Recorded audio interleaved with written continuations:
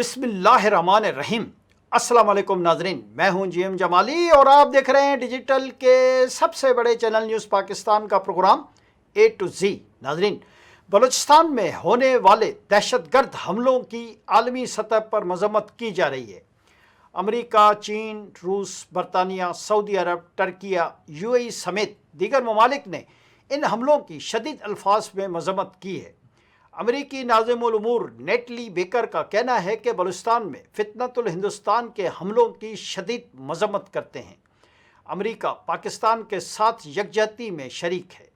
चीन की जानिब से बलूचिस्तान में हालिया दहशतगर्दाना वाक़यात की भी शदीद मजम्मत की गई है।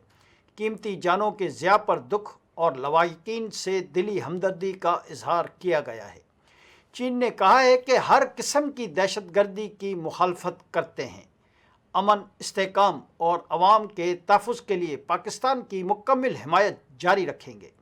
रूस की जानिब से भी बलूचिस्तान में हालिया दहशतगर्द हमलों की सख्त अल्फाज में मजम्मत की गई है। सऊदी अरब व खलीजी ममालिक ने भी बलूचिस्तान में दहशतगर्दी के वाक़े की शदीद मजम्मत की है। बरतानवी हाई कमीशन का कहना है कि दहशतगर्द हमलों की सख्त मजम्मत करते हैं, अमन व सलामती के लिए पाकिस्तान के साथ हैं। वाज़ेह रहे कि भारतीय मीडिया रॉ से मुंसलिक सोशल मीडिया अकाउंट्स पर बलूचिस्तान वाक़े के बाद गुमराह कुन प्रोपेगेंडा किया जा रहा है। दरियासना अमरीकी जरीदे यूरेशिया के मुताबिक पाकिस्तान में दहशतगर्द हमले बिराह रास्त अफ़गान सरजमीन से जुड़े हुए हैं।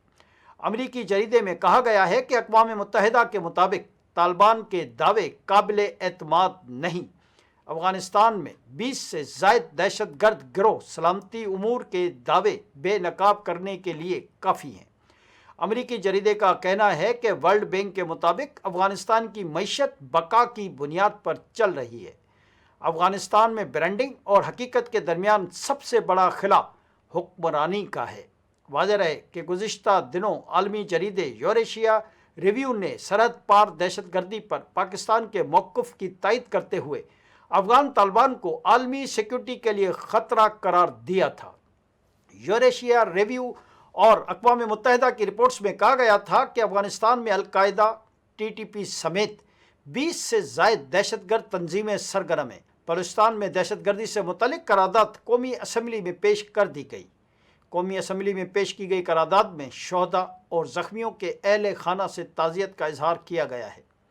करारदाद स्पीकर कौमी असम्बली ने ऐवान में पेश की, जिसमें बैरूनी स्पॉन्सर्स और अंदरूनी प्रोपेगेंडा करने वालों के ख़िलाफ़ कार्रवाई का मुतालबा किया गया है।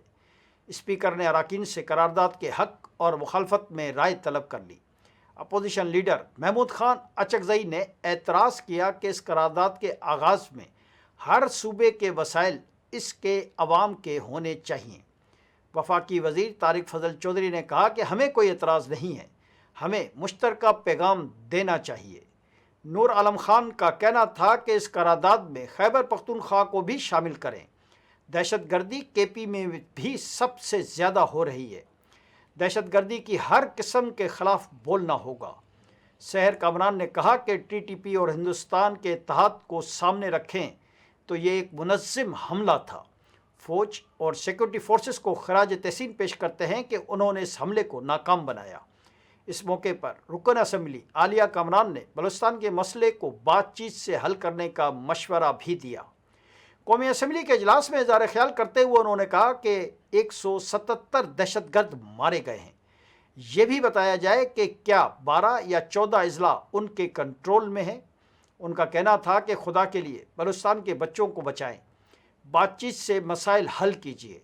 रुकन असम्बली MQM सूफिया सईद ने ऐवान में इजहार ख्याल करते हुए कहा कि पाकिस्तान में होने वाले तमाम हमलों की मजम्मत करती हूँ।